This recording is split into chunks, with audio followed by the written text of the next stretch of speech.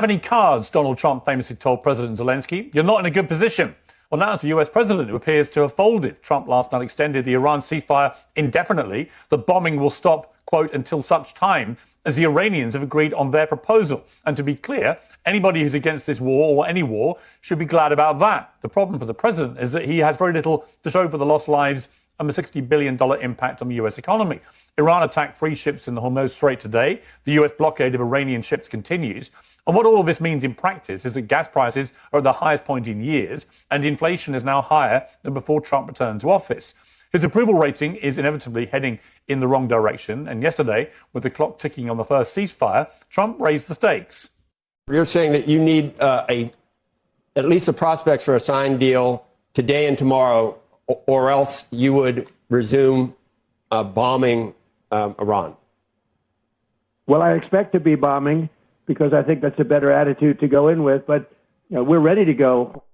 It looks a lot like Iran called Trump's bluff. We can argue about the justification for war and about what, if anything, has been achieved. But the fact is the president's position is weakened by the fact he clearly wants out of this. He's betting that Iran won't be able to suffer the prolonged financial pain of a US blockade. They're betting that they can tough it out for longer than a president who needs an off-ramp.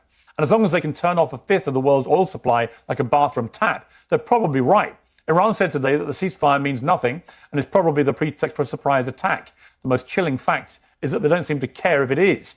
Iran's leaders are clearly prepared for their country to take a beating. They're clearly in no danger of being removed, and they clearly don't care much about the lives of their own people. In Trump terms, that means they're holding quite a lot of cards.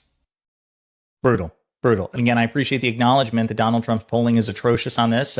He's in the 30s at this point in terms of his overall approval rating. Objectively, the most unpopular president in the history of American presidential polling, more so than President Biden or President Obama or President Bush. It's an atrocious position to be in, and the midterms are rapidly approaching. They didn't discuss the outcome of the Virginia election last night, in which Democrats were able to successfully win a referendum, which will enable them to procure 4 seats, take 4 congressional seats away from the Republicans.